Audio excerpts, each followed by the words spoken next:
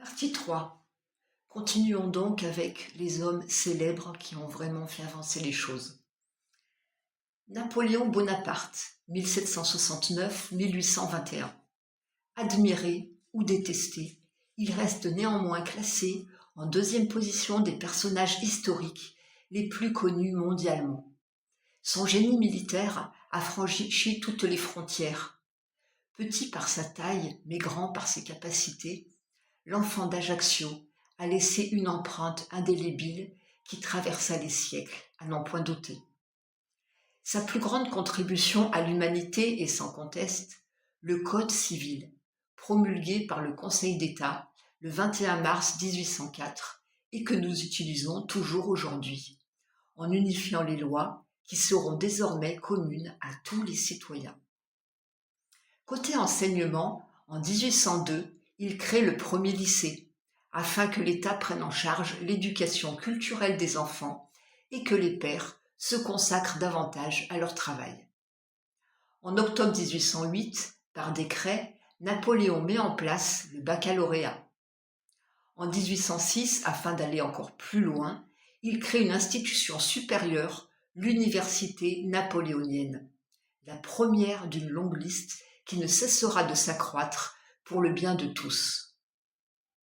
Napoléon et son assemblée décident, pour faciliter l'administration au sein du royaume, de partager la France en la découpant en 83 départements.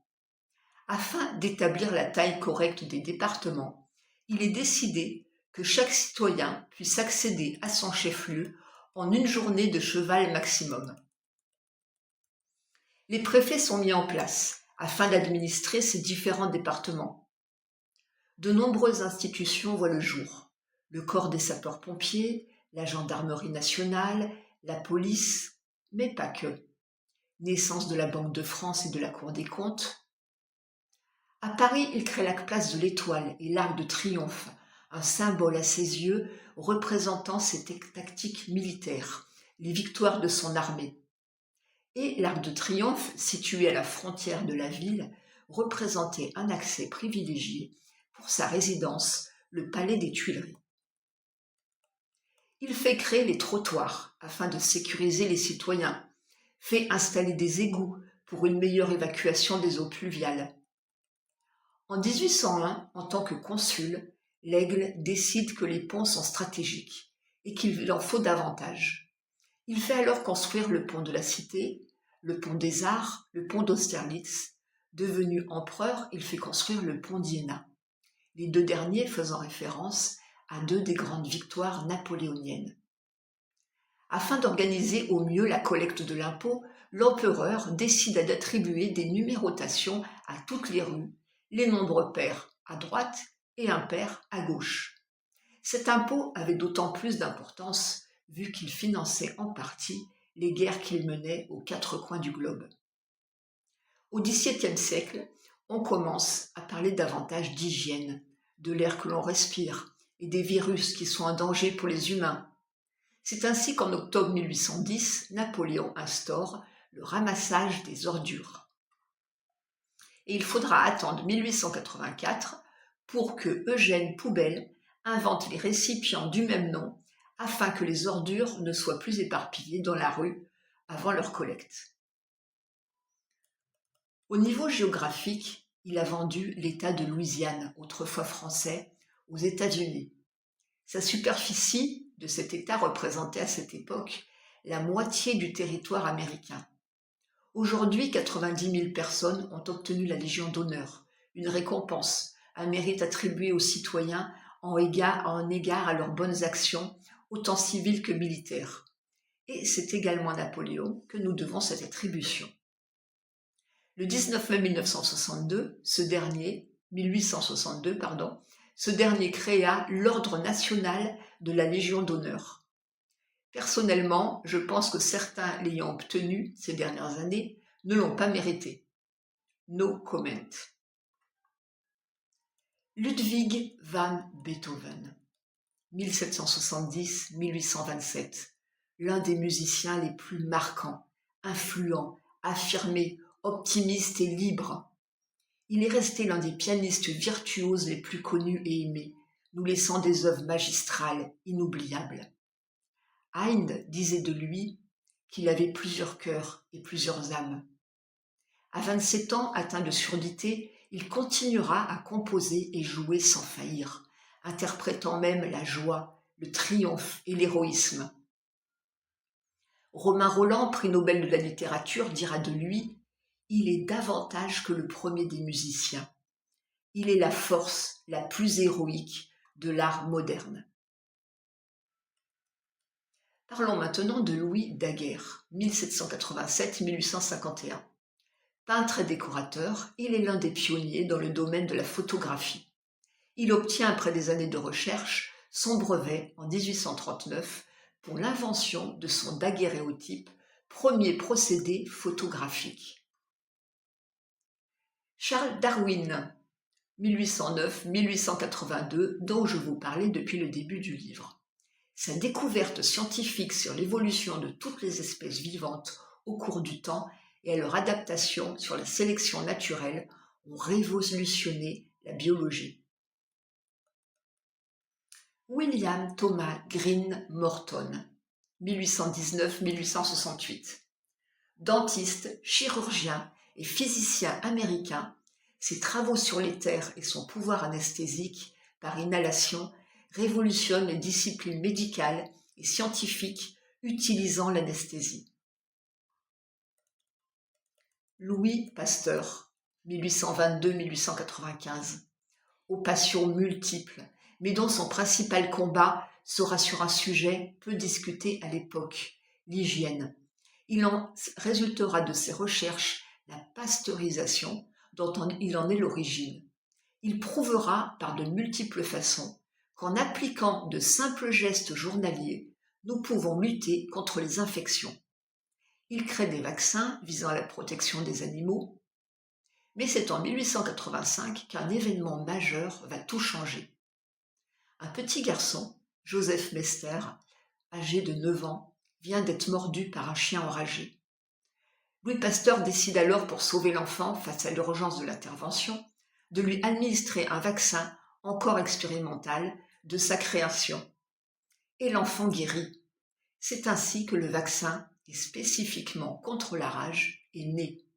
Fort de cette réussite, Louis ouvre son premier institut Pasteur à Paris en 1888 et à ce jour, on en dénombre à travers le monde, répartis dans 25 pays.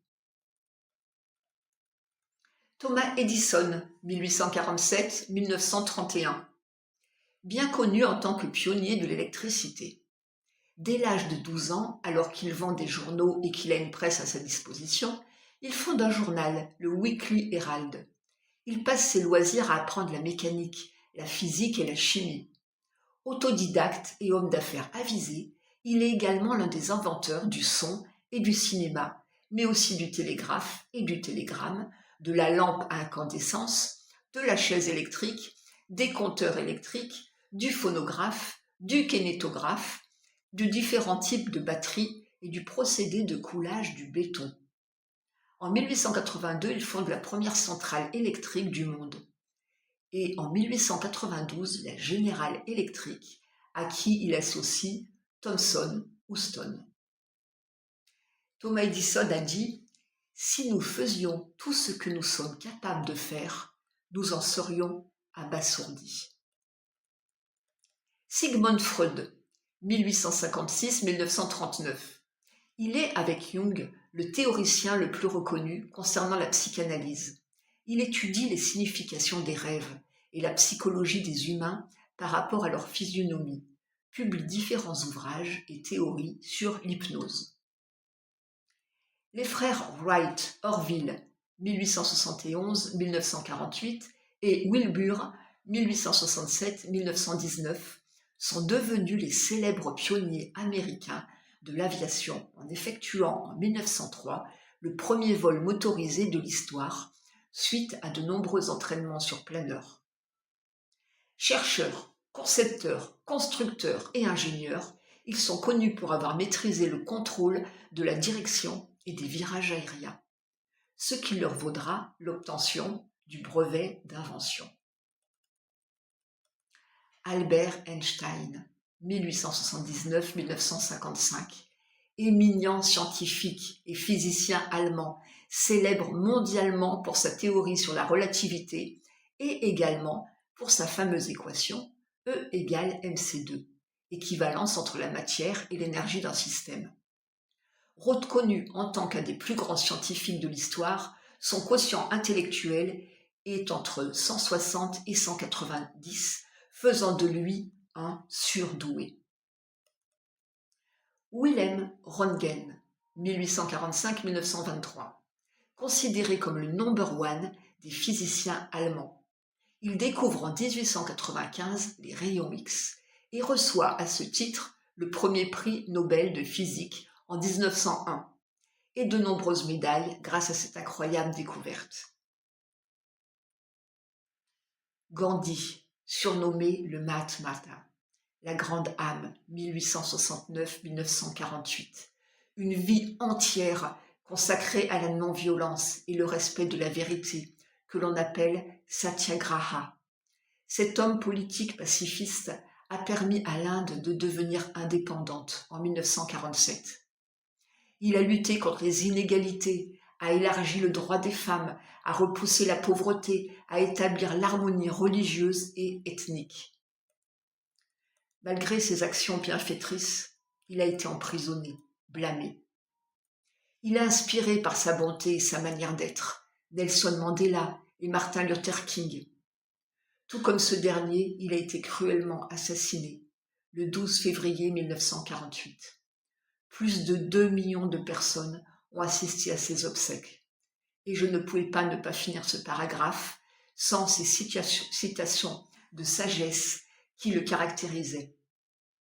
La différence entre le possible et l'impossible se trouve dans la détermination. Le bonheur, c'est quand vos actes sont en accord avec vos paroles. Et une autre phrase, c'est quand l'effort que l'on trouve la satisfaction et non dans la réussite.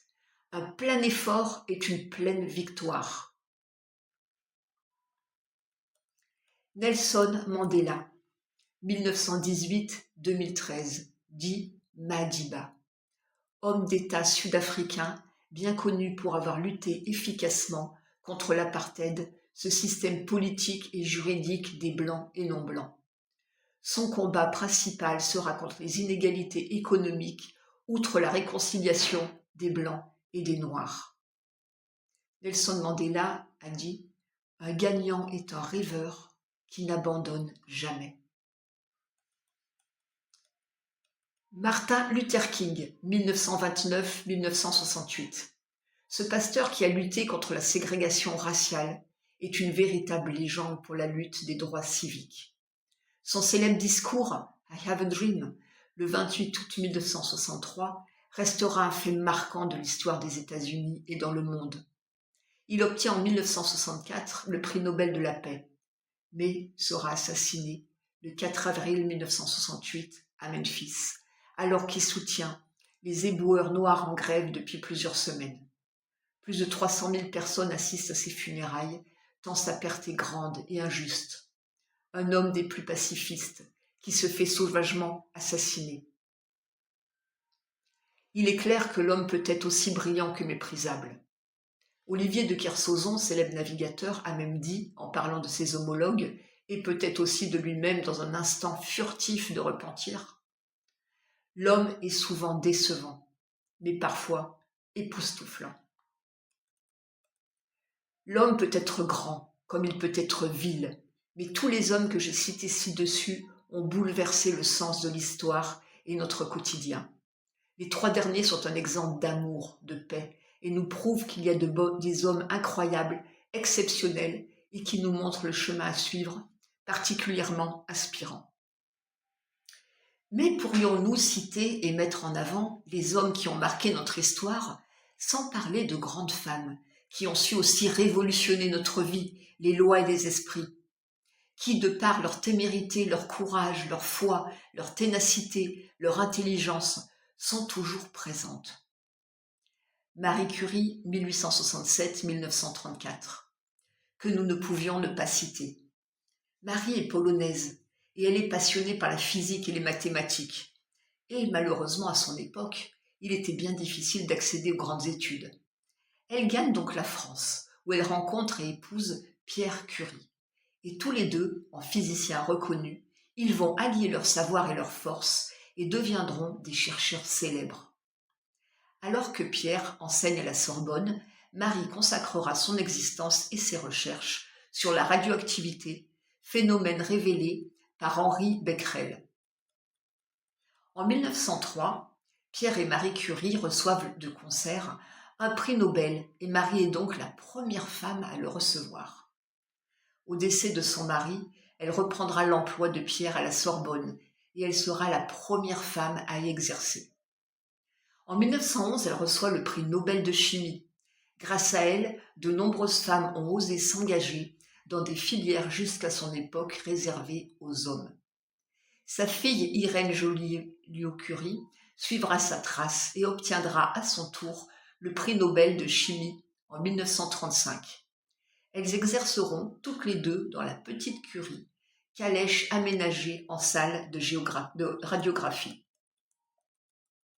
D'autres femmes ont poursuivi ce combat afin que la gente féminine ne soit plus seulement reléguée aux tâches ménagères, mais qu'elles puissent prouver leur capacité sur le terrain et exercer leur savoir, leur sagesse, leurs talents, leurs intuitions, et tout ceci avec beaucoup de cœur, et faire évoluer ce monde machiste.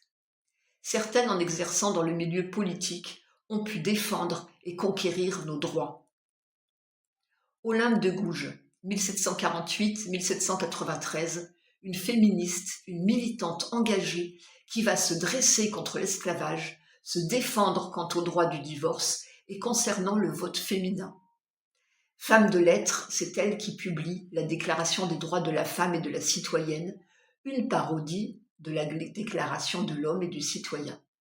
Mais cette impulsive payera cher de sa vie, guillotinée en 1793.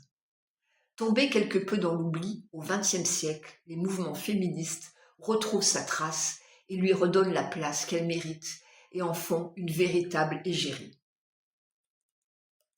Emmeline Pankhurst, 1858-1928. Elle a grandi au sein d'une famille progressiste. Elle fait donc ses études secondaires dans une école aux idées larges. Et c'est ainsi, entourée de personnes qui n'ont qu'un unique cheval de bataille, faire évoluer les idées et les choses, qu'elle devient militante, fonde en 1903 la WSPU, un mouvement radical, et c'est ainsi qu'elle et ses nombreuses suffragettes livrent une bataille acharnée pour le droit de vote des femmes. Simone de Beauvoir, 1908-1986, connue de tous pour ses écritures, notamment Le deuxième sexe, qui dévoile sans pudeur et sans langue de bois les regards et pensées vis-à-vis des femmes. Elle ouvre ainsi la voie à la libération et l'émancipation de la femme. Elle deviendra agrégée de philosophie en 1929. Avec Jean-Paul Sartre, son époux, et leur cercle d'amis existentialistes, ils refont le monde. Sa vie ne sera que liberté, en s'affranchissant de tous les préjugés et les carcans qui briguent les femmes de son époque. Rosa Parks, 1913-2005. Elle lutte contre une politique qui avance au sujet des Blancs et des Noirs, separate but equal. Elle lutte donc contre la ségrégation raciale. Cette femme a tout changé en décembre 1955, alors qu'elle prend le bus à Montgomery, une petite ville de l'État d'Alabama, pour retourner chez elle après sa journée de travail. Le chauffeur lui demande de céder sa place à un passager blanc. Elle refuse, car pour elle, les hommes naissent égaux en droit. Suite à ce refus, elle est arrêtée, puis mise en prison. Son amende de $10 payée, elle peut regagner son domicile. Suite à cette interpellation, Martin Luther King, fervent défenseur de la cause des Noirs aux États-Unis, va gérer cette affaire et réclame le boycott de la compagnie de bus en cause. Le 20 décembre 1956, soit un an après, l'abolition des lois de ségrégation dans le bus est votée. Suite à cette date primordiale, les mouvements pour les droits civiques des Noirs auront gain de cause. Rosa Parks a continué sa lutte. Grâce à elle et à Martin Luther King, le président Barack Obama a pu être élu et a su prouver ses capacités au sein d'une Amérique progressiste. Simone Veil, 1927-2017. D'origine juive, elle va connaître non seulement les horreurs de la guerre, mais surtout de la ségrégation, acharnée à l'égard de son peuple. Déportée avec sa famille à l'âge de 16 ans, au camp d'extermination d'Auschwitz, elle et ses 2 sœurs seront les uniques rescapées. Elles rentreront en France, et Simone Veil, suite à ses études de droit, devient magistrate. C'est en 1974 qu'elle devient ministre de la Santé et elle est chargée tout particulièrement du lourd dossier concernant l'avortement. Courageuse, intrépide, convaincue, elle lutte contre les nombreuses réflexions et mépris successifs qu'elle subit. Mais peu importait les brimades et insultes reçues de toutes parts, elle savait que bon nombre de femmes souhaitant se faire avorter, utilisaient des recours bien trop risqués. Certaines se rendaient tout simplement à l'étranger, mais faisaient appel à des faiseuses d'anges, dans des conditions souvent barbares et peu hygiéniques. D'autres employaient des moyens barbares pour mettre fin elles-mêmes à cet état indésiré, en risquant leur vie lors d'interventions douteuses. En 1975, la loi chargée de défendre le droit des femmes en pratiquant l'IVG entre en vigueur après son long combat.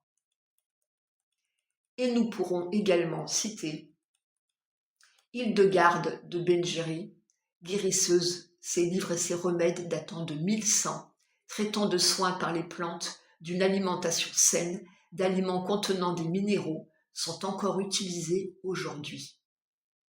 Jeanne de Belleville, en 1314, elle occupe une haute place dans la seigneurie avec son époux, bien-aimé Olivier de Clisson. Afin de se venger de la mort sanguinaire de sa moitié, elle devient la première femme pirate et pille et détruit tout sur son passage pour venger celui qu'elle aimait. Jeanne d'Arc, 1412-1431. Très jeune, alors qu'elle entend des voix célestes lui confiant de sortir les Anglais de France, elle se coupe les cheveux et porte des vêtements d'homme afin de pouvoir voyager avec l'armée sans être reconnue. Elle libère Orléans et permet à Charles VII de monter sur le trône, un roi qu'elle aura servi avec ferveur. Mais les Anglais se vengent et la condamnent pour ignominie, trahison et folie. Pierre Cochon ordonnera le bûcher pour celle qui n'avait peur de rien. Elle est mondialement connue et elle est le symbole même de la liberté, du courage et du sacrifice, de sa résistance, de sa ténacité face aux envahisseurs. Elle a dit « Ayez confiance en vous, car vous êtes plus fort que vous ne le pensez. » Jeanne Barret, une botaniste brillante qui a découvert en France plus de 3000 espèces de plantes. C'est aussi la première femme travestie en homme à faire le tour du monde en 1767. Une orpheline qui a pourtant su faire sa place et braver tous les dangers. Flora Tristan, une femme humiliée, battue, rescapée d'une tentative d'assassinat, féministe, engagée à la lutte sociale. Margaret Buckley, en 1809, cette jeune Irlandaise renonce à sa vie de femme afin de pratiquer la médecine. Afin de pouvoir faire ses études et exercer, elle se travestit en homme et prend le nom de James Barry. Brillante, elle intégrera le prestigieux Collège royal et devient chirurgien militaire. Elle réalisera les premières césariennes. Elle parcourra le monde en réformant les pratiques médicales. À 75 ans,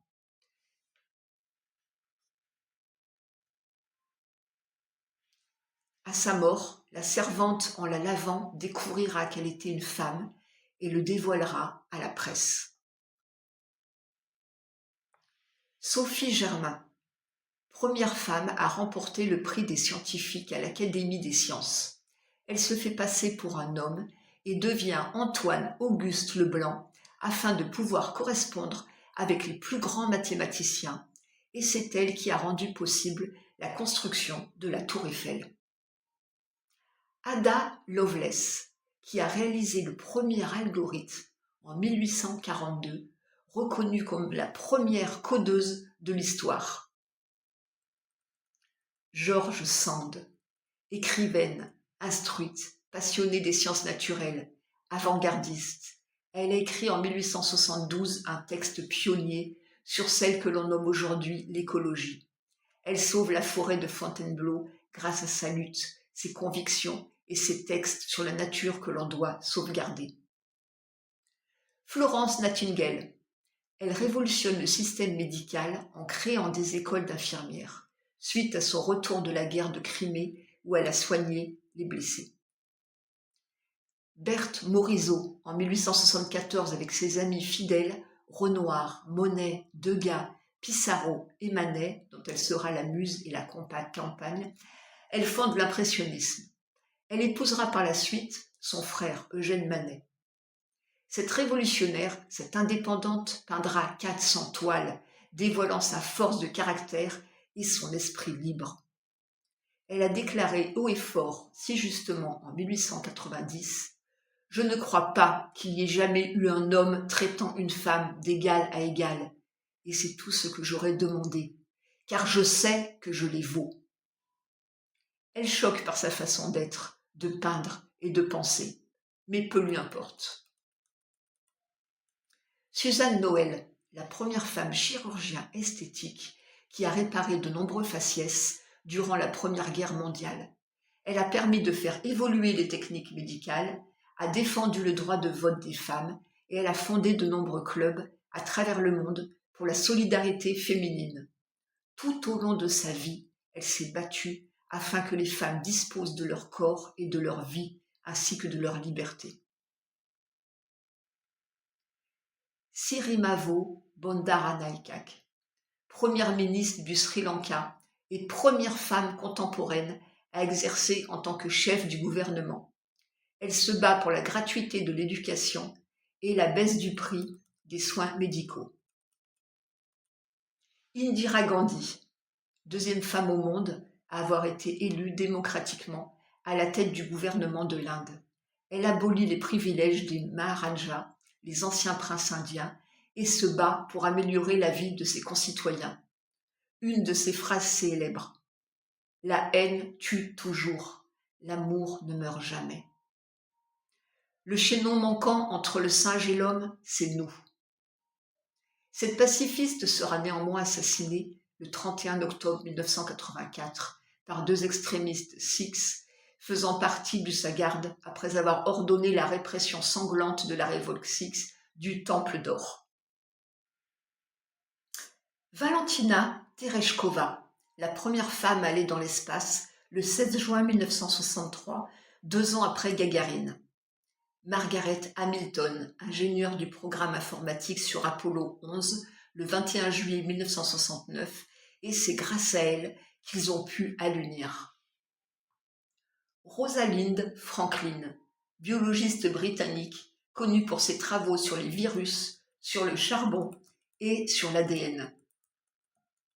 Madeleine Pelletier, médecin et grande féministe, elle a défendu le droit à l'avortement 50 ans avant la loi de son homologue Simone Veil, ainsi que le droit à la contraception sans se soucier des risques qu'elle prenait. Margaret Thatcher, une vision de liberté pour la Grande-Bretagne, en 1979 lorsqu'elle réalise l'impensable. Elle est première ministre, première femme élue, leader du monde occidental. Une main de fer dans un gant de velours. Gisèle Halimi, une avocate engagée, prête à mener tous les combats. Elle a défendu la reconnaissance des actes de torture durant la guerre d'Algérie, le droit à l'avortement, l'abolition de la peine de mort, ainsi que la criminalisation du viol. La jeune Nadia Comaneci, qui obtient à 14 ans la note parfaite 10 sur 10, et ceci à 7 reprises en gymnastique. Diane Fossey, son enfance solidaire la guide vers les animaux. Son doctorat en zoologie lui permettra d'être reconnue par ses pairs, et toute sa vie durant, elle plaidera la cause des animaux en les étudiant et en les protégeant. La femme aux gorilles est mondialement connue et sera la pionnière et l'icône de la protection animale. Caroline Emck, philosophe, reporter de guerre, militante engagée, elle se sert des événements forts de sa vie comme exemple de combat. Elle en fait des recueils, des livres, des écrits puissants, menant chacun à une réflexion approfondie. Le suicide d'un camarade de collège homosexuel, trop humilié et rejeté, son exclusion sociale douloureuse suite à son coming out, ou quand son parrain, ancien président de la Deutsche Bank, est assassiné par la RAF. Durant 15 ans, elle sera reporter de guerre et couvrira les événements du Liban, de l'Irak, du Kosovo et de l'Afghanistan. Elle écrit suite à ces horreurs contre la haine. Mère Teresa, 1910-1997. Religieuse, catholique, romaine, dont la foi, les convictions et surtout son grand cœur lui ont valu le prix Nobel de la paix en 1979. Sans faillir, elle aura consacré sa vie entière au service des plus démunis, aux malades, aux délaissés de Calcutta. Avant de fonder sa mission de charité en 1948, elle enseigne dans un couvent. Une fois la Société des missionnaires créée, elle a l'habitude d'exercer dans les lieux les plus pauvres de la ville, les slums, bas-fonds. Réunit hôpital, centre de jeunesse, école, orphelinat, et ne fera que s'agrandir et se propager à travers le monde.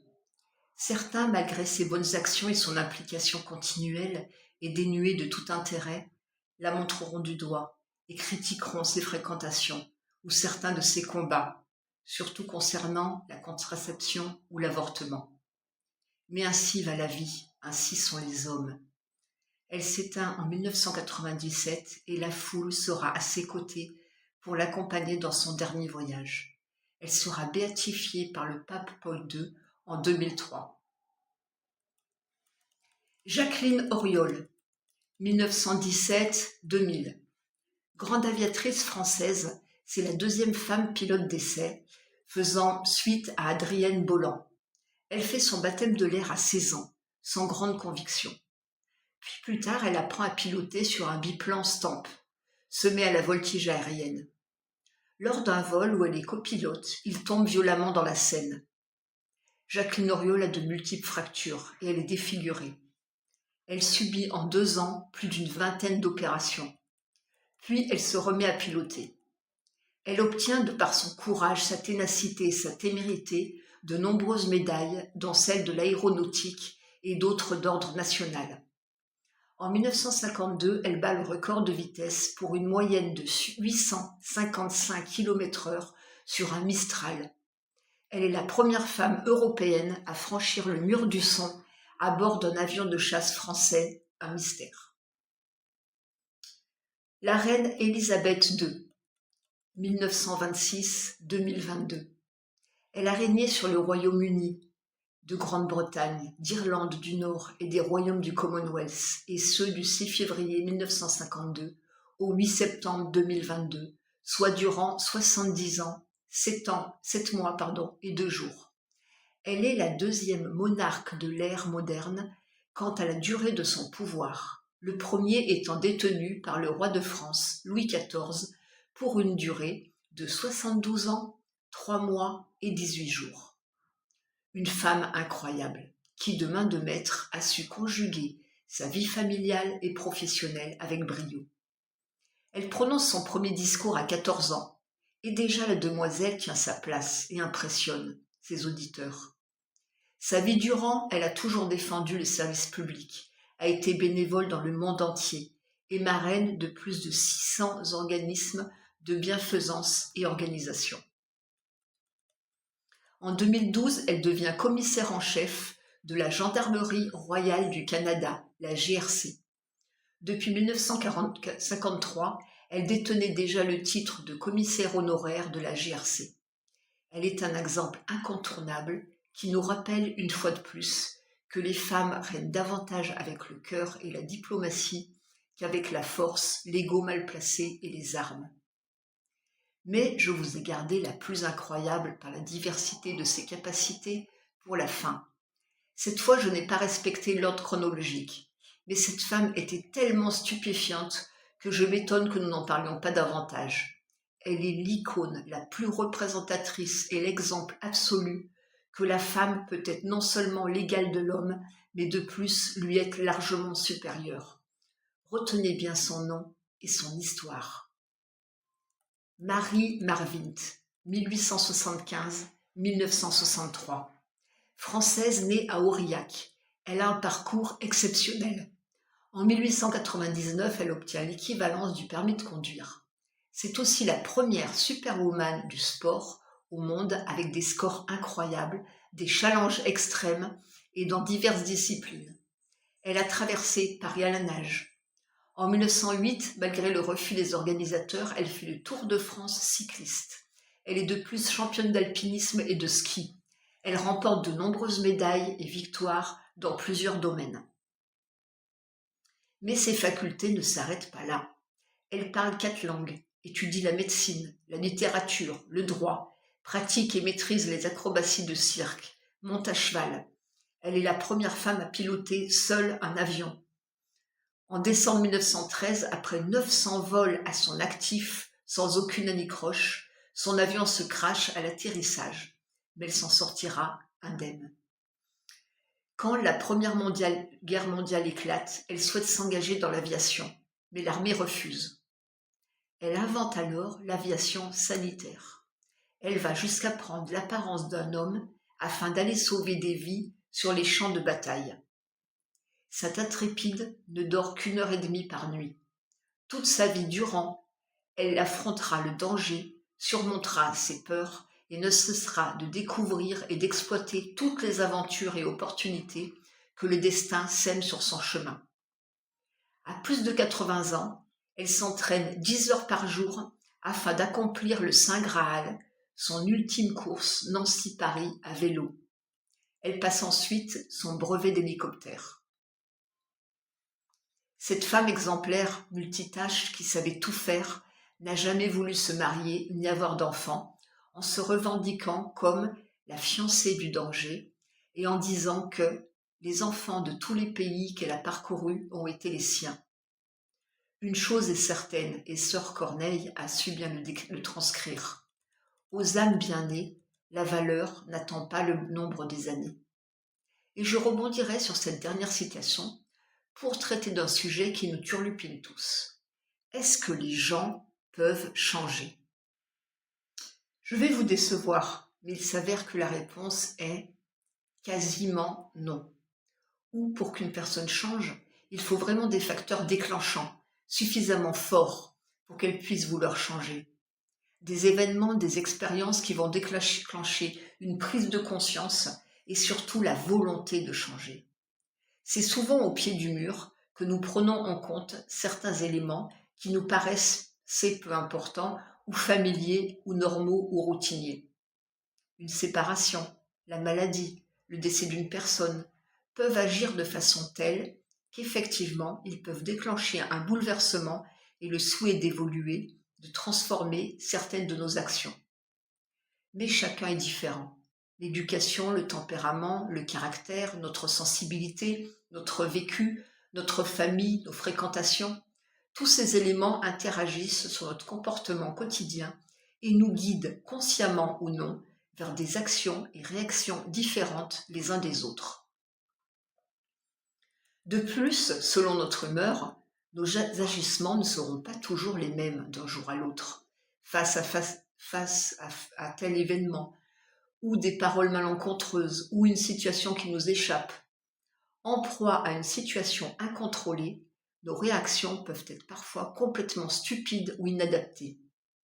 Mais ce que se fait d'instinct reflète ce que nous sommes la majeure partie du temps. C'est pourquoi il est difficile de changer quelqu'un. Nous évoluons, c'est certain, car la vie se charge de nous forger et de nous rendre plus forts, ou ce que nous vivons nous oblige à nous adapter, à être plus résilients. Mais pour changer vraiment, il faut de nombreuses conditions, et surtout la volonté de le faire. La volonté sur un long terme n'est pas un problème quand il est associé à la motivation, mais enlever la carotte et le changement tombe à l'eau, à moins que le jeu en vale la chandelle. Mesdames, mesdemoiselles, combien d'entre vous ont essayé de changer votre chair et tendre sans grand succès, ou momentanément, puis chasser le naturel, il revient au galop. On peut changer d'avis, de point de vue, de goût vestimentaire ou culinaire ou de déco, mais les changements que l'on souhaite sont souvent beaucoup plus intransigeants. Tout au long de ma vie, il y a des personnes que j'aurais aimé voir évoluer. Un peu plus d'attention, une mère plus aimante et plus tendre, des hommes moins lâches ou moins menteurs, ou plus sérieux, des personnes plus fiables, des amitiés plus fidèles ou plus sincères, des caractères plus souples, un entourage moins égoïste. Mais je n'ai rien vu. Telle l'Arlésienne dont on parle mais que l'on ne voit jamais. De vains espoirs qui se sont avérés infructueux, stériles et décevants. Bien heureusement, je suis une personne indépendante, forte et positive. J'ai poursuivi ma route sans compter sur qui que ce soit, en me disant que si ces changements arrivaient, ce seraient des plus, mais qu'ils ne m'empêcheraient jamais de vivre, de réussir ma vie, d'accomplir mes rêves. Mais mieux vaut ne pas attendre qu'une personne change. Il vaut mieux en changer, ou l'accepter telle qu'elle est, si vous en avez la patience et l'envie. Mais ne vous garantis pas du résultat. Combien de femmes battues ont entendu « Pardon, je ne le ferai plus » et elles continuent à recevoir les coups de celui qui, soi-disant, les aime et qui ne peut vivre sans elles. Et c'est là qu'il y a une différence entre une personne qui doit changer et une autre qui a changé, mais qui est sous son influence, celle de l'amour, de la crainte, de la domination ou de menace. Et il est vrai que des personnes que nous connaissons bien peuvent avoir changé au contact d'une autre. Une personne joyeuse qui devient mélancolique, une personne positive, joviale, qui devient suicidaire, une personne honnête qui devient malhonnête, une personne gentille qui devient plus agressive et blessante. Et toutes ces transformations viennent d'un fait extérieur, de l'influence de quelqu'un. Et c'est dans ce cas précis, anormal, étonnant, qu'il faut agir au plus vite, en lui montrant votre soutien, votre présence et votre amour, et en cherchant la cause de tous ces troubles. Violence verbale ou physique, attouchement, inceste, raquette, chantage, harcèlement, une fréquentation peu recommandable, un mal-être, des non-dits, la découverte d'une homosexualité. La vie n'est certes pas un long fleuve tranquille, et elle ne nous épargne pas, ou peu. Qui sait? Comme la vie est singulière, changeante, comme il faut peu de choses pour vous perdre ou vous sauver, dit Guy de Maupassant. Donc à part une influence néfaste ou un électrochoc, non, les gens ne peuvent pas changer, ou bien trop rarement, ou sur une courte durée. Amélie Nothomb a dit « Les gens changent seulement si cela vient d'eux, et il est rarissime qu'ils le veuillent réellement. 9 fois sur 10, leur désir de changement concerne les autres. » D'ailleurs, si nous faisons tous le tour de nos connaissances et cherchons qui a changé, nous allons être déçus. Et nous pourrons remarquer que tels nous sommes enfants, tels nous sommes adultes, je veux dire au niveau des traits de caractère, notre façon de réagir, nos fondements, nos sensibilités et nos croyances.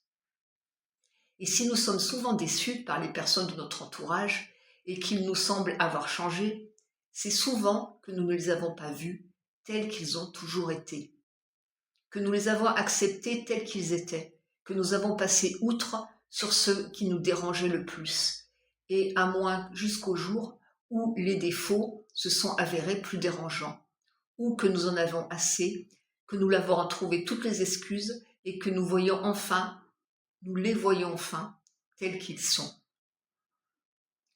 Oprah Winfrey a dit « La plus grande découverte de tous les temps est qu'une personne peut changer son avenir en changeant simplement d'attitude. »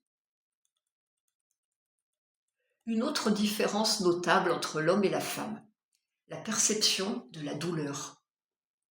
Nombreux sont ceux qui pensent, personnel soignant inclus, que les femmes supportent beaucoup mieux la douleur que les hommes. Mais ce qui est vrai est-il prouvé?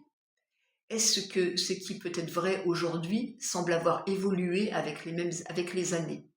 Car si nous enclenchons la machine à remonter le temps, je pense, et il est même certain, que nos grands ancêtres mâles étaient très certainement de véritables durs à cuire en comparaison à ceux de nos jours. Tarzan, livré à lui-même, devait pêcher, chasser, couper le bois, allumer le feu et affronter une faune parfois hostile. Il devait bricoler avec ce qui lui tombait sous la main, soit quasi rien, et devait certainement se blesser fréquemment sans avoir de soins adéquats. Une liane qui cède, une branche qui casse, et circuler, il n'y a rien à voir. L'hôpital le plus proche, il n'y en a pas non plus. Il faut donc courir jusqu'au fin fond de la jungle pour trouver la plante qui va aider à cicatriser. C'est donc Jeanne qui s'y colle, et vu qu'elle a osé jouer l'infirmière hier soir, Tarzan lui a dit froidement « Mais non, tu n'as plus qu'à faire la vraie ». Ça, c'est dit aussi. Et Tarzan, eh bien, il ne pioulait pas, certainement quand il avait une écharpe dans le doigt, ou quelques égratignures, comme le font les gars d'aujourd'hui. Oui, messieurs, avouez-le, la plupart d'entre vous sont des douillets, et quand vous avez un rhume ou le moindre bobo, il nous semble que vous êtes à l'article de la mort, et vous ne cessez de vous plaindre. Et comme nous les femmes, nous avons le cœur grand, gonflé à l'hélium, aussi gros qu'une montgolfière, eh bien nous vous bichonnons tant et plus, comme si vous étiez nos propres gosses. Ne sommes-nous pas votre mère, votre amie, votre amante, votre infirmière, votre cuisinière, votre femme de ménage, votre psychologue? Comme mini-prix, on en fait le maximum. Tout pour le même prix. L'affaire n'est pas si mauvaise pour vous. Bon, il est vrai que pour certains, ça vous revient à la peau des fesses, car votre conjointe a été livrée avec les poches percées et des goûts de luxe au-dessus de vos moyens, qu'elle dépense sans compter et que le banquier fait la gueule et de plus qu'il est la même à la maison. Là-haut, ils ont dû louper une série ou deux. Non, plus, lors de la fabrication. Dans le monde aseptisé dans lequel nous vivons, avec des sécurités assurées par d'autres super-sécurités, les gens deviennent douillets, peureux, lâches, bref, nous n'arrangeons rien. Pauvre bichette, comme dirait Selig dans son sketch, en parlant des activités d'hier et d'aujourd'hui, et en disant « Et pour pas que les enfants aient trop chaud, on les arrose avec des brumisateurs comme les salades. » Et notre Jeanne dans tout ça? Eh bien, elle met toujours les enfants au monde, même si aujourd'hui, certaines préfèrent accoucher avec la péridurale et que les chirurgiens font des césariennes à tour de bras et sans raison particulière parce que c'est préférable pour leur planning. Bref, notre Jeanne supporte la pire des douleurs qui existent et le bébé aussi, alors qu'il naît, subit des douleurs atroces. Un mal qu'un homme ne pourrait apparemment pas supporter. Et Jeanne surtout a des capacités de travail, d'endurance, de résistance à toute épreuve, jonglant avec sa petite famille, son mari ou compagnon, son travail et son foyer à gérer. Car le cerveau et l'intendance du foyer, c'est toujours elle. Et je ne parle pas, eh bien si je vais en parler, de ces femmes qui subissent des violences et qui souffrent en silence et qui cicatrisent ou pas et dans l'ombre pour ne pas ameuter la galerie. Dieu a dit à Ève, suite à sa désobéissance, « Tu enfanteras dans la douleur. » Merci Ève. Oscar Wilde a dit « Les femmes sont mieux adaptées que l'homme à la douleur. Elles vivent d'émotions, ne pensent qu'aux émotions. » Pourtant, si l'homme semble plus douillet, scientifiquement, il n'en est rien. Car les tests prouvent que le seuil de sensibilité de la douleur est plus rapidement atteint chez la femme que chez l'homme. Une chose est certaine, c'est qu'une douleur de même intensité ne sera pas perçue également pour les uns et les autres, quel que soit le sexe. Si nous prenons 10 hommes et 10 femmes, et que nous leur infligeons la même douleur, de la même puissance, elle sera différemment interprétée, plus ou moins douloureuse, plus ou moins supportable, selon les individus. Certaines femmes hurlent durant les accouchements, alors que d'autres, supportant les mêmes douleurs sur l'échelle du monitoring, ne vont rien dire et vont souffrir en silence. Plusieurs critères entrent en jeu, à part le sexe, la biologie, le système hormonal, mais aussi par rapport à une différence génétique et phénotypique. Mais aussi, elle est liée à l'éducation, au niveau social, à notre rôle et à notre place dans la société, au comportement de notre famille durant notre enfance, à nos perceptions, à notre sensibilité, à notre capacité à supporter ou non la douleur. Donc, en clair et en résumé, si expérimentalement nous avons les preuves que les hommes sont moins douillets, nous pourrons aisément en déduire que c'est un subterfuge supplémentaire pour que nous les bichonnions davantage, une ruse de guerre, un caprice d'enfant, leur fantasme de l'infirmière révélé.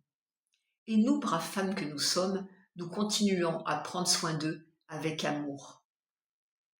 Léon Tolstoï a dit « Si vous ressentez de la douleur, vous êtes vivant. Si vous ressentez la douleur des autres, vous êtes un humain. » Et sans transition, si nous parlions de la franchise, bien que toute vérité ne soit pas bonne à dire. Mais si nous développions plus spécifiquement sur la capacité ou non à mentir, existe-t-il une différence notable entre le sexe féminin et masculin face à la vérité? Être ou ne pas être menteur? That is the question. Dissimuler, taire la vérité ou la transformer, ou garder son jardin secret, est-ce mentir? La notion de dissimulation est très claire, si l'on en croit le dictionnaire. C'est ne pas laisser paraître ce que l'on pense, ce que l'on sait, ce que l'on éprouve, ou chercher à en donner une idée fausse. Dissimuler, c'est cacher, camoufler, masquer.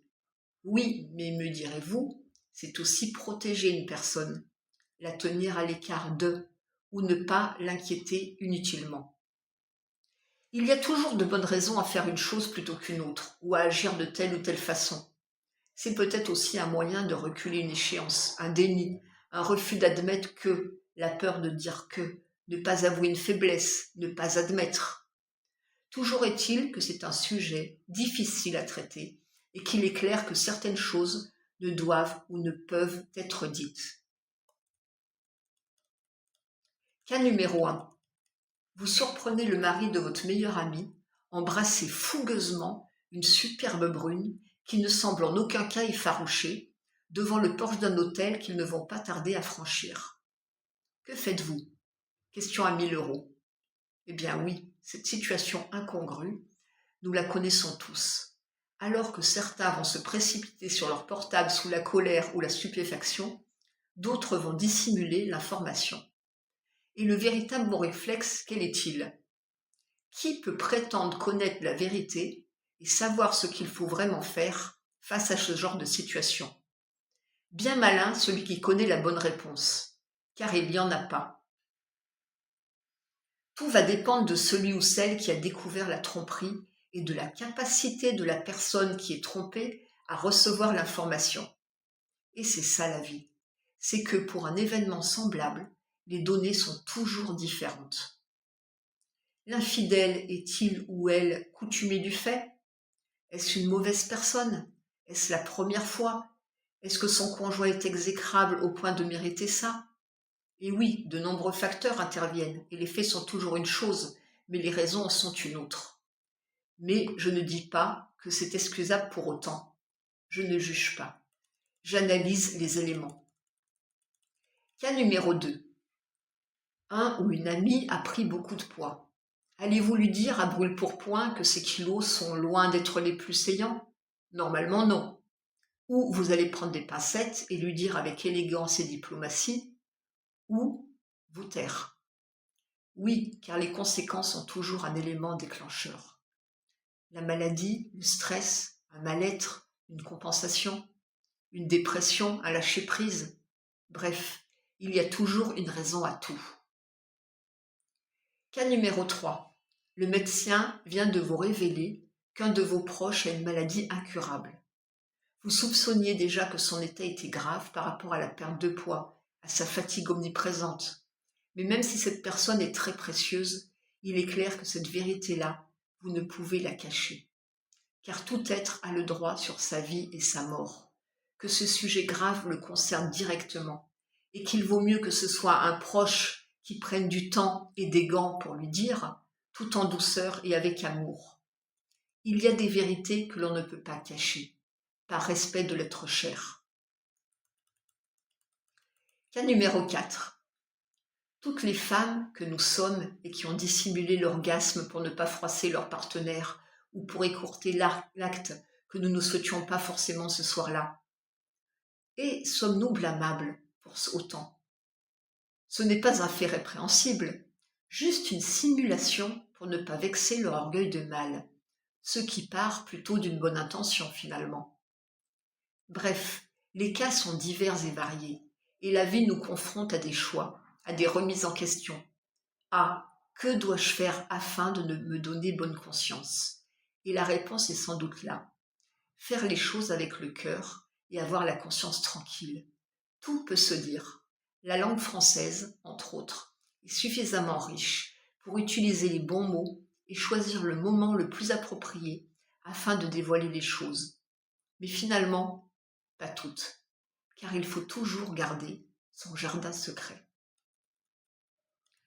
Quant au mensonge, c'est différent. C'est être capable de regarder quelqu'un droit dans les yeux et lui dire des choses qui sont fausses, erronées, inventées ou contraires aux faits. C'est donc pire. Et pourtant, même si le mensonge est un vice, un défaut, une trahison, certains semblent vivre en son milieu, en toute tranquillité et connaissance de cause, sans aucun scrupule. Je préfère la dissimulation au mensonge, qui me semble moins grave et moins immoral. Les hommes, selon de nombreuses études, mentent 2 fois plus que les femmes. Alors ça, ce n'était pas le scoop du siècle, nous l'avions remarqué. C'est même l'une des choses qui nous exaspère au plus haut point. Ils mentiraient, selon une étude britannique, 6 fois par jour, soit 42 fois par semaine et 2184 fois par an. C'est énorme. Mais par contre, 4 femmes sur 5 semblent aisément découvrir les balivernes de Pinocchio en série non limitée. Bravo les filles, ils le méritent bien. Alors oui, heureusement, nous captons assez facilement leurs mensonges, même si certains sont des experts en la matière et nous piègent sans état d'âme. Mais une bonne observation et des gestes ciblés et répétés les trahissent souvent. Un regard fuyant et qui se dirige davantage en haut vers la droite, où il cherche l'information. Des yeux qui clignent plus fréquemment, ou au contraire le regard fixe, sans clignement des paupières et des pupilles qui se dilatent. Les mains qui se crispent, s'agitent, ou il les cache. L'intonation de voix qui diffère. L'élocution qui n'est plus la même. La puissance de la voix qui est plus forte ou moins forte qu'à son habitude. Ils pincent leurs lèvres ou leur visage avec des tics spécifiques. Ils rougissent, ils transpirent. Ils vont desserrer le nœud de cravate, déboutonner le col de la chemise, se gratter la tête et le cou. Ils vont répéter souvent les mêmes phrases et ont des réponses toutes faites, trop rapides et trop détaillées, ou au contraire trop hésitantes et incohérentes. Il y a donc moyen de piéger ces fourbes, assurément. Le mieux étant de ne pas les interrompre et de les laisser débuter leurs mensonges. Ils finiront par se trahir eux-mêmes, par être pris dans leurs propres pièges et dans nos filets. Mais je pense que les mensonges, tout comme de nombreuses choses, ont évolué avec le temps. Si l'on s'en réfère à Adam et Ève, ils étaient 2, donc pas de tentation aux alentours. Et si l'un d'entre eux avait tardé à rentrer des courses, pêche, chasse ou cueillette, aucune voiture donnait prétexte à la panne éventuelle, aux bouchons des heures de pointe, au patron qui les a retenus 1 heure de plus. Tout était finalement beaucoup plus simple. Par contre, la seule et l'unique tentation qu'il y avait, l'arbre aux pommes, ils se sont laissés prendre comme des bleus, ces bouffons. Grrr, j'enrage. Mais pourquoi l'homme ment autant? Évidemment, je n'allais pas vous laisser sur ce sujet sans réponse et sur votre faim, ou à vous triturer l'esprit indéfiniment. D'après mes différentes lectures et études sur cette question précise, l'homme nous mentirait car pour lui c'est un acte défensif, afin de ne pas perdre l'autre, femme, chérie, ami, collègue, patron, ou de perdre sa crédibilité. Mais je pencherai aussi sur un manque de confiance en lui et une part non négligeable de lâcheté. Puisqu'à contrario, il s'avère que les personnes bien dans leur peau, sûres d'elles-mêmes, seraient plus aptes à être sincères, ne craignant pas le jugement d'autrui. Alors rien n'est tout blanc ou tout noir. Je dirais que tout dépend du mensonge et du contexte. En société, c'est clair qu'un homme tient à briller, à faire valoir ses capacités, son statut social, sa puissance financière ou sa réussite. Il cherche le respect, la considération. Et dans ce monde, comme tout semble apparence, il faut paraître et être à la hauteur. L'homme est fier, torse en avant, tête haute, il cherche à être le plus fort, le meilleur. Mais entre la réalité et la fiction, il peut y avoir une distance plus ou moins importante. Le fait de mentir, d'enjoliver, de créer des situations, de s'inventer une vie meilleure, lui paraît nécessaire à sa crédibilité, à sa survie, à son bien-être, même si tout ceci est en fait momentané, et que tout ou presque n'est que mensonge et fioriture. Un homme pour arriver à ses fins usera de subterfuges, de charme, de tromperie, de flatterie. Tout ceci n'est que mensonge, une escroquerie non punie et qui fonctionne depuis la nuit des temps. Et il est bien connu que tout flatteur vit aux dépens de celui qui l'écoute. Vous avez reconnu l'auteur, Jean de La Fontaine. Donc tant que l'homme a sa cour attentive, qu'il est flatté, aimé, admiré, écouté et compris, il ne s'arrêtera pas de mentir. Machiavel a dit « la fin justifiant les moyens ».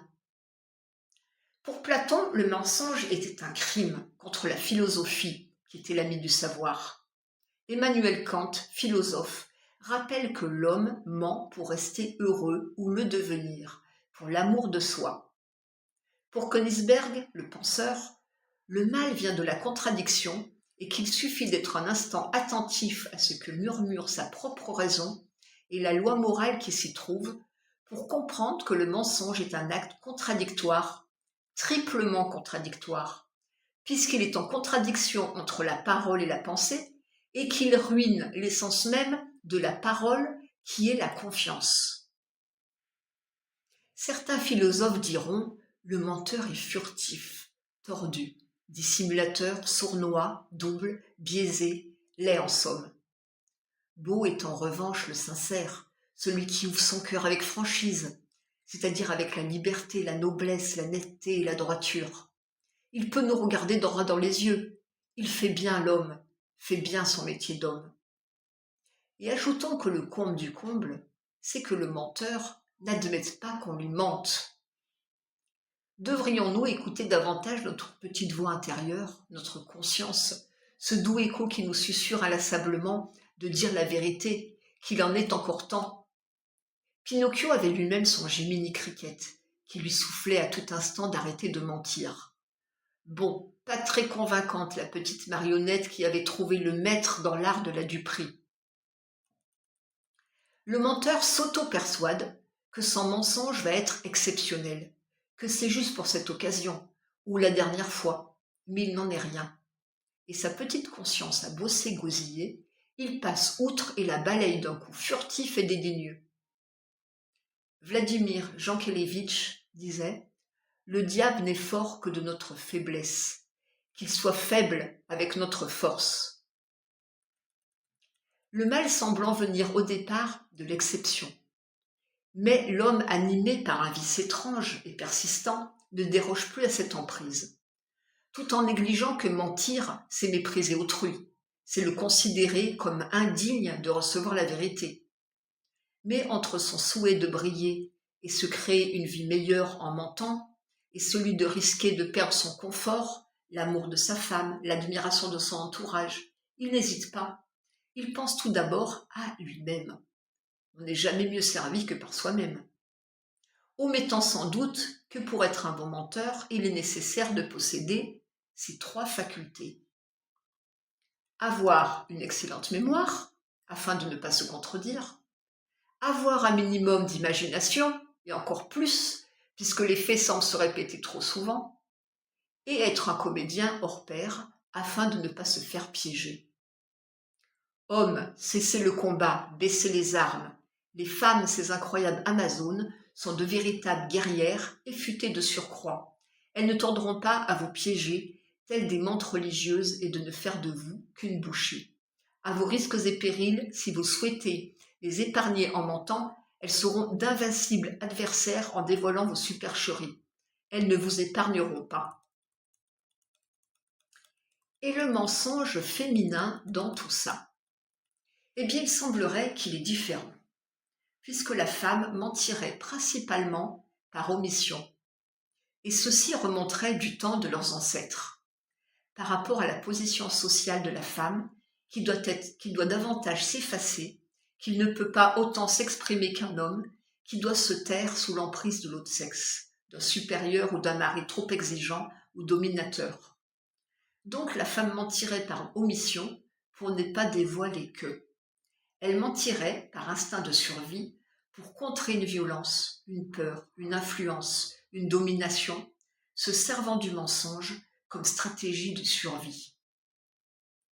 Une enfant taira l'inceste subi et mentira si on lui pose des questions ciblées. Une femme dissimulera les coups et les violences subies même à son entourage, à ses amis, à sa famille. Elle dira toujours que tout va bien et inventera des gestes maladroits qui seraient là, cause de ses bleus et de ses hématomes.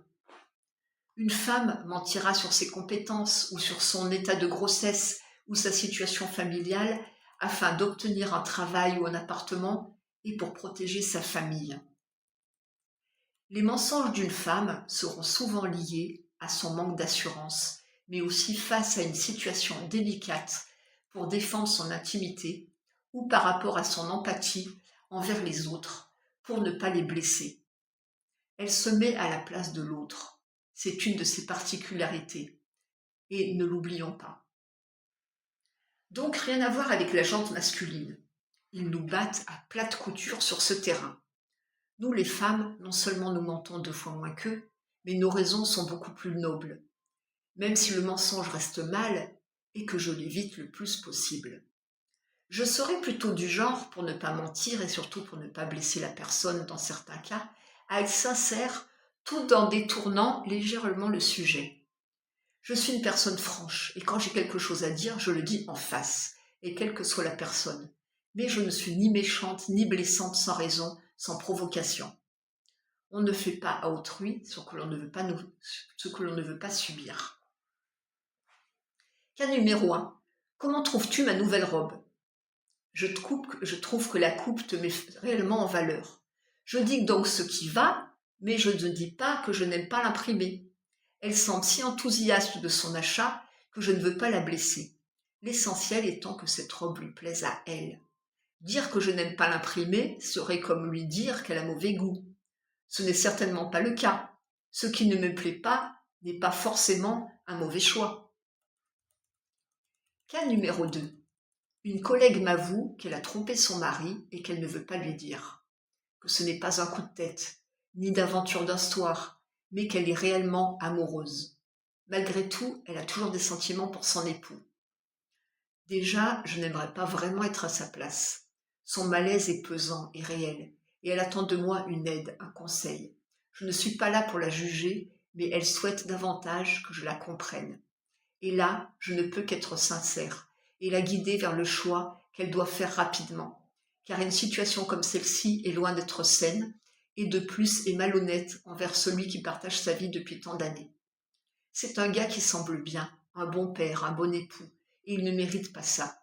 Je lui conseille donc de peser le pour et le contre, pour chacun d'entre eux, mais surtout d'être prudente dans son choix, de ne pas quitter la proie pour l'ombre. Elle sait qui elle quitte, elle ne sait pas qui elle va avoir. Les débuts étant généralement idylliques. Je me mets à sa place et je suis à l'écoute, sans jugement, à l'emporte-pièce. Quand il s'agit d'amour, c'est toujours plus délicat. Et avant de juger quelqu'un, il faut tourner 7 lunes dans ses sabots. Et ça, c'est un proverbe indien. On peut donc être sincère sans être blessant. On peut donc dire la vérité sans faire de mal à autrui. Mais tout dépend toujours du sujet et de la personne. Donc faisons les choses avec notre cœur et tout se passera bien. C'est en se mettant réellement à la place des autres que nous pouvons prendre les bonnes décisions tout en prenant toujours en compte la sensibilité des uns et des autres. Claude Larcher a dit « Ce ne sont pas les trahisons des femmes qui nous apprennent le plus à nous défier d'elles, ce sont les nôtres. » Nous l'avions vu un peu plus haut, la jalousie n'avait pas lieu d'être au départ, pas plus que le mensonge. Adam et Ève n'étaient que deux, puis leurs descendants. Jeanne et Tarzan étaient également en couple dans cette jungle inhospitalière, et lorsque les vivres commencèrent à s'épuiser sur leur camp, ils prenaient leurs baluchons et découvraient peu à peu d'autres horizons. Jusqu'au jour où, pourchassant un grand serpent, Tarzan, tapi derrière un arbre, entendit des rires cristallins se répandre en ondes sonores, douces et agréables, jusqu'à ses chastes oreilles. Quelle ne fut pas sa surprise en découvrant deux jeunes femmes aux longs cheveux d'ébène, au corps hâlé, musclé et nu. Tétanisé par tant de beauté, il en oublia le serpent, sa chasse et donc son repas. Et quand il voulut regagner son chemin, une branche craqua. Les deux jeunes filles sursautèrent de ce concert et stoppèrent leur conversation. Tarzan se cacha de nouveau et s'éclipsa sans faire de bruit, se jurant qu'il reviendrait le lendemain. Durant le retour, il s'interrogea sur leur provenance. Elles parlaient un autre dialecte que lui. Leur peau était différente, leur chevelure et leurs yeux beaucoup plus foncés. Arrivant au camp, Jeanne impatiente et qui avait allumé le feu pour cuire le repas, aperçut son compagnon les bras ballants, le regard absent et rêveur, sans le moindre gibier. Il hésita, puis bafoua, se gratta la tête intempestivement, et c'est là qu'il inventa une histoire à dormir debout, et qu'il mentit pour la première fois. Le lendemain, il retourna à la rivière, lorsque le soleil surplombait la forêt, et il les vit de nouveau. Il attendit qu'elles se rhabillent de leurs pagnes colorées, et alors qu'elles enfilaient à leurs pieds des sandalettes faites en peau et de liane, il s'avança doucement vers elles. Il bomba le torse, leva son menton pour paraître plus grand et à son avantage. La plus grande se retourna et le vit. Prestement, il saisit un couteau et le pointa en sa direction. Tarzan, ne sachant comment s'exprimer et dans le doute, leva les bras afin de leur montrer qu'il ne leur voulait aucun mal. Et c'est ainsi que quelques jours plus tard, les deux nymphes se levaient au creux des bras de Tarzan, qui avait su les séduire sans trop de difficulté. Et ce même jour qu'il commit son premier adultère. Jeanne, fine mouche, intriguée par le changement de comportement de Tarzan, le suivit discrètement un matin. À pas de velours, elle ne tarda pas à découvrir les deux jeunes filles et ce traître qui jouait sans scrupule les jolis cœurs. Et c'est le même jour que la jalousie se manifesta. L'homme est un chasseur, un prédateur, et ses proies sont ses trophées, ses victoires. Il n'y a pas de profil type concernant l'homme infidèle, pas de classe sociale particulière ou de métier favorable à cela. Il chasse, il charme, séduit, de façon différente, mais pour une finalité identique.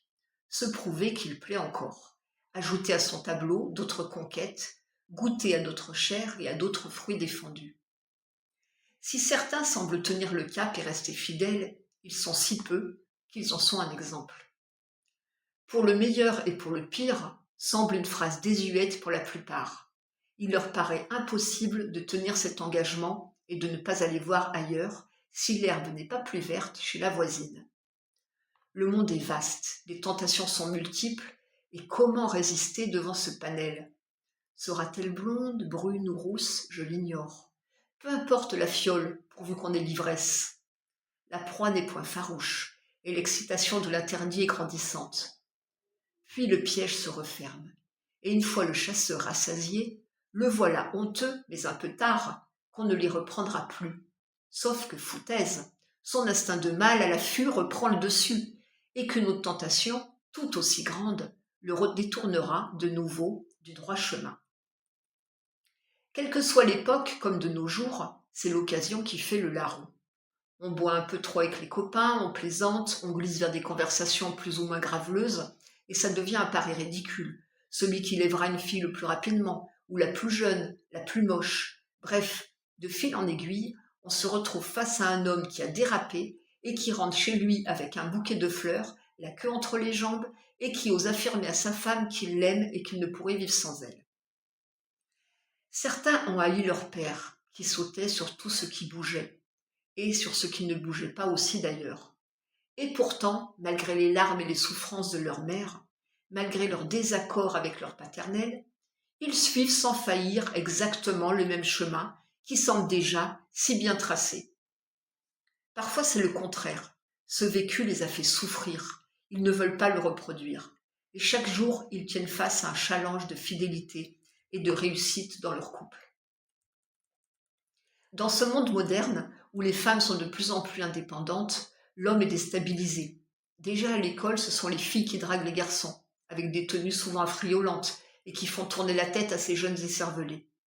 Les femmes travaillent et sont sur tous les fronts, en s'émancipant. Elles tiennent un rôle majeur au sein du couple, dans le milieu du travail et dans le quotidien. Elles ne sont plus soumises et s'affirment sur tous les sujets, même celui de la sexualité. Et quand leur journée prend fin, après 8 heures de boulot, les trajets, les enfants, l'école et les activités extrascolaires, les courses, les repas et la tenue de leur foyer, elles ne sont pas toujours enclines à être aux ordres et aux plaisirs de ces messieurs. Belle aubaine pour eux, qui trouvent l'excuse idéale pour se précipiter entre les bras envahissants et enveloppants de quelques gourgandines. Il n'y a qu'un pas entre la fidélité et la tromperie. La distance est faible, et le grand problème, c'est que l'homme l'est aussi. Il a du mal à dire non, à un sourire, au charme, à la beauté, à la chair. Et leur interprétation, il faut dire, est assez singulière.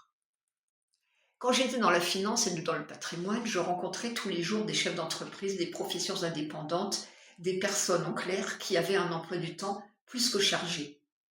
Un jour, un PDG me dit qu'il lui est très difficile de se libérer, mais que malgré tout le sujet l'intéressait et qu'il souhaitait des conseils au niveau de son patrimoine. Vu qu'il avait plusieurs entreprises et qu'il serait intéressant de travailler avec lui, je me suis dit que cet homme prenait chaque jour le temps de manger. Je lui ai donc proposé que nous déjeunions ensemble midi même, afin de faire le point sur ses dossiers. Il accepta. Nous avons pris le plat du jour, j'ai payé sur le compte professionnel et il n'y a eu aucune ambiguïté. Nous avons parlé travail et j'ai pu commencer le bilan de son patrimoine au moment du café. Et il a même consacré 1 heure pour que je puisse faire une étude globale sur ses différents biens. Sauf qu'après ce repas, il me rappela régulièrement, et je compris très rapidement qu'il me draguait. J'ai donc été claire et précise à ce sujet, et quand j'en ai parlé avec mon supérieur, il m'a répondu « C'est normal, vous l'avez invité à déjeuner. » Et, lui ai-je rétorqué, « C'est quoi votre problème, vous les hommes? Si nous sommes souriants, vous pensez qu'on vous drague? Je l'ai invité professionnellement au restaurant de la zone industrielle, à côté de son bureau, pour manger le plat du jour. Je ne lui ai pas offert un dîner à la tour d'argent habillé en robe du soir. Vous êtes vraiment tous graves. » Et oui, un homme interprète à sa façon le moindre signe. Même celle qui lui dit non et qui se débat sous lui, c'est un oui massif à son avis. Que dire à cela? Que nous n'avons pas le même langage, c'est certain, mais aussi qu'ils n'écoutent qu'eux-mêmes, et surtout que leurs propres instincts. Nous vivons dans un monde d'hommes, fait pour les hommes, et il faut encore se battre, car notre liberté, grignotée peu à peu, n'est pas encore suffisante, quand on constate que lors d'un viol, les jurés sont encore capables de demander s'il n'y a pas eu de provocation. Trouver l'erreur. Par rapport à mes études, j'ai pu participer à différents procès, dont l'un qui m'a particulièrement marqué. Et moi qui voulais être avocate, j'aurais voulu l'être ce jour-là pour défendre cette pauvre femme qui a vécu l'enfer 2 fois, lors de son viol et lors de son procès. Cette femme, lors des faits, était en vacances en station avec une amie. Après une journée de ski, ils se sont changés pour dîner, Puis elles sont allées prendre un dernier verre au coin salon-restaurant qui faisait également hôtel. Alors qu'elles étaient tranquilles dans leur coin à discuter de choses et d'autres, 3 hommes les ont accostées et leur ont proposé de leur offrir un verre. Elles ont refusé, mais devant leur insistance, elles ont fini par accepter pour avoir la paix. Puis elles se sont dirigées vers la sortie pour regagner leur studio. Et c'est là que les 3 hommes les ont coincées. Une a réussi à s'échapper, la deuxième s'est retrouvée à l'arrière d'une voiture, puis plus tard dans une chambre où durant 3 jours et 3 nuits, elle s'est fait violer de toutes les façons possibles et inimaginables. 4 années après les faits, le jour du jugement, la femme ne pouvait pas sortir un seul mot de sa bouche sans éclater en sanglots par rapport à la violence des événements qu'elle avait subis. Les 3 hommes étaient là, tous mariés et pères de famille au moment des faits. 3 représentants infâmes, ignobles, méprisants et méprisables, qui l'ont battue, violée sans éprouver le moindre état d'âme. Le procureur a même eu le culot de dire qu'elles avaient toutes deux accepté de boire un verre avec eux. Il lui a demandé s'il n'y avait pas eu de provocation de leur part, soit de la façon dont elles étaient habillées, soit par leur façon d'être. Cette femme, cette victime, avait une 30aine d'années, et au moment des faits, elle était encore vierge. Et je peux vous affirmer que cette femme n'avait strictement rien de provoquant, ni mal placé en elle. J'avais mal aux tripes tant cette histoire me bouleversait. Et le procureur de demander de tout raconter dans les moindres détails.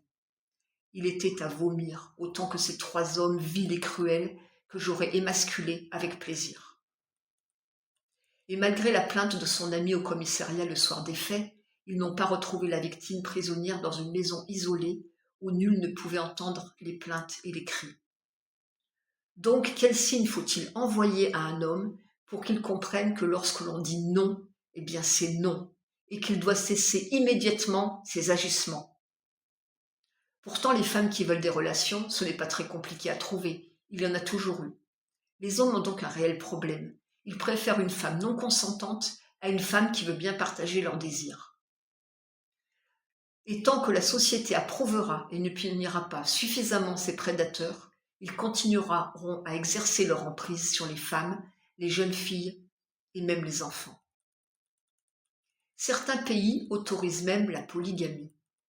Les hommes ont déjà bien du mal à rendre leur épouse heureuse, mais leur ego est si grand qu'il leur en faut plusieurs. Le Coran autorise cette pratique, la limitant à 4 épouses. La Turquie et la Tunisie ont aboli cette autorisation. Au Maroc, c'est le roi Mohamed VI et son épouse qui ont décidé de limiter le nombre de femmes. Un homme doit complètement assumer sa première épouse et ses enfants avant de pouvoir en prendre une deuxième. En Arabie Saoudite, il semblerait qu'il ne soit pas fixé de limite quant au nombre d'épouses, mais l'équité doit être parfaite entre ces dernières. De plus, pour que l'homme prenne une épouse supplémentaire, il doit toujours demander l'autorisation à sa première épouse. Au Kenya, l'homme fait fi de cette autorisation et fait comme bon lui semble, un peu comme d'habitude quoi. La polygamie est également autorisée au Cambodge et en Indonésie. Au Japon, elle a été interdite durant l'occupation américaine par la loi de 1947 de la Maison impériale. En Chine, cette pratique est également illégale depuis 1950 et la loi sur le mariage l'a renforcée en 1980. Mais en Asie centrale, elle existe cependant toujours et semble tolérée. Et la fidélité des femmes au milieu de tout ça. Les temps changent, les mœurs aussi, et comme toute évolution a ses revers, la liberté de la femme en a aussi. Cette dernière a pris de l'assurance et de l'indépendance, qui vont croissantes, mais avec des travers qui ne font pas forcément bien vus par tous.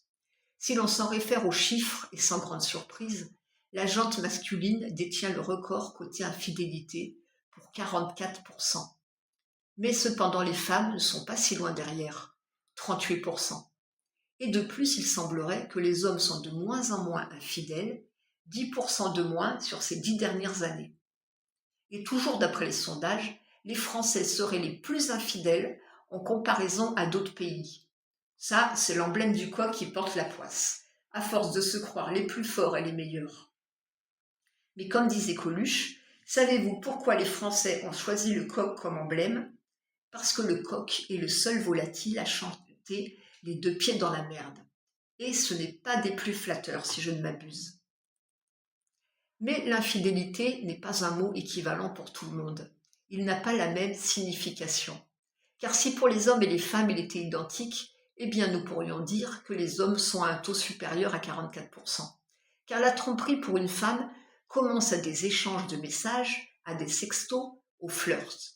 Alors que 74% des hommes pensent que la tromperie commence avec des relations régulières avec une autre personne et que le sexto n'est pas une tromperie pour 41%.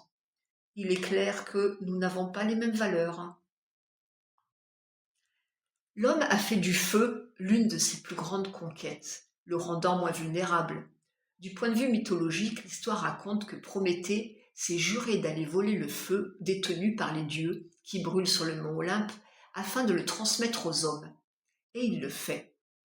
Zeus rentre alors dans une colère noire. Il ordonne à Héphaïstos, le dieu du feu, d'enchaîner Prométhée dans les montagnes du Caucase.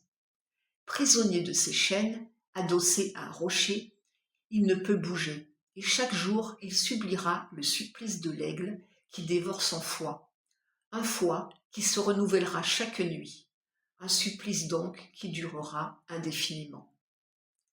Mais il ne suffit pas d'allumer la flamme, encore faut-il l'entretenir. Et ces coquins, c'est exactement ce qu'ils ont bien du mal à faire. Une fois leurs efforts passés pour obtenir ce qu'ils désirent, ils ont tendance, ces bougres, à lâcher du lest et partir en roue libre. Une fois acquis, leur jouet n'a plus autant d'attrait, pas plus que la potiche à moitié fêlée et délaissée héritée de la grand-mère, c'est peu dire. Et celle qui a été leur chère moitié, pour le meilleur et surtout pour le pire, est tellement accaparée par leur petite tribu qu'elle a tendance à négliger ses devoirs conjugaux. Qu'à cela ne tienne, puisque routine, lassitude et baisse de libido par-dessus le marché se sont invités dans leur couple sans y être conviés, on va voir si d'autres roses ne sont pas à cueillir ce matin. La femme ressent avec tristesse ce manque d'intérêt grandissant. Il ne la regarde plus, ne fait plus attention à sa nouvelle coiffure ou à sa nouvelle robe, ne l'écoute que d'une oreille lointaine, furtive et dénuée de bienveillance. Déçue, blessée, oubliée, délaissée, elle sera charmée par le premier compliment d'un bel inconnu qui passe. Nathalie Clifford Barnet a dit « La femme adultère est souvent une femme fidèle à la recherche de son homme.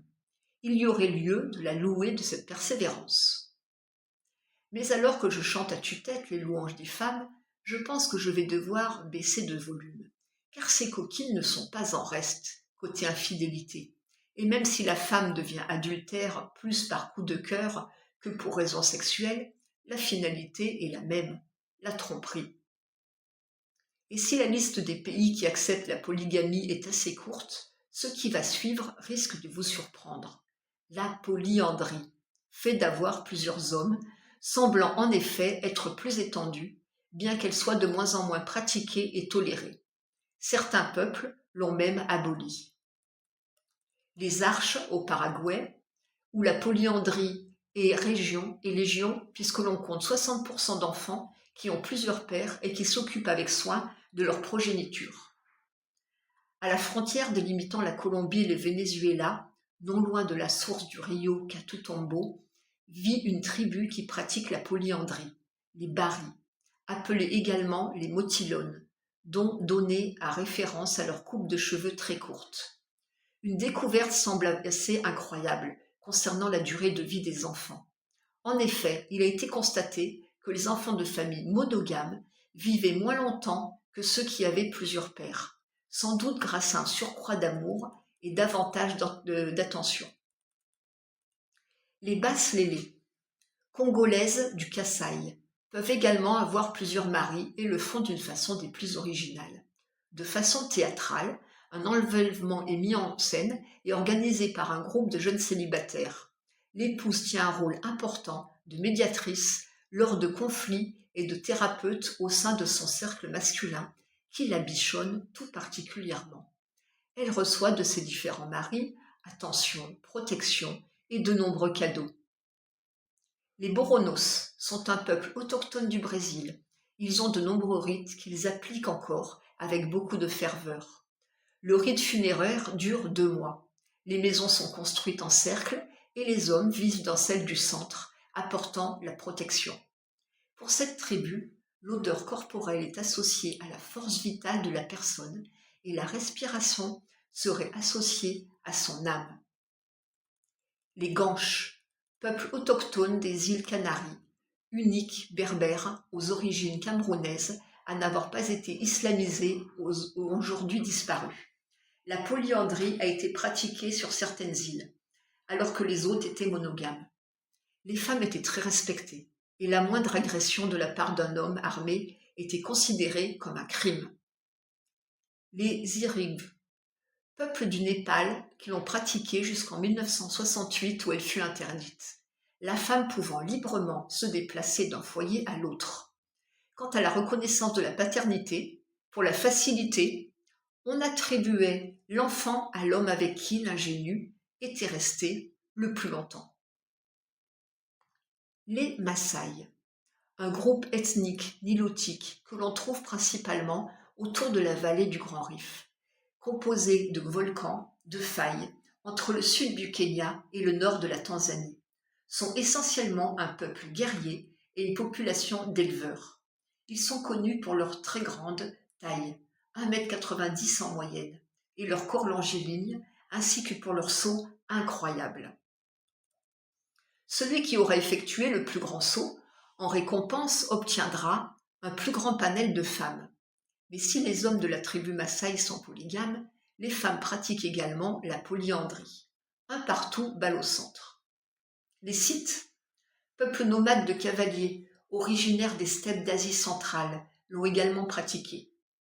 Le peuple tibétain en Chine la pratiquait jusqu'en 1960. Elle n'est plus admise aujourd'hui. Mais la liste ne s'arrête pas là, et bien d'autres peuples éparpillés dans le monde, tels que les Abyssis et autres tribus du centre du Nigeria, chez les Bartous, en Afrique, les Guayakis du Paraguay, les Lélés du Kasaï, et de nombreuses femmes en abusaient dans les îles Marquises, archipel de la Polynésie française, jusqu'à l'achèvement de la colonisation. Les Mingankabau de Sumatra, mais aussi en Nouvelle-Calédonie, en Océanie, chez les Zoé de la forêt amazonienne. De nos jours, la polyandrie est encore légale dans 8 pays.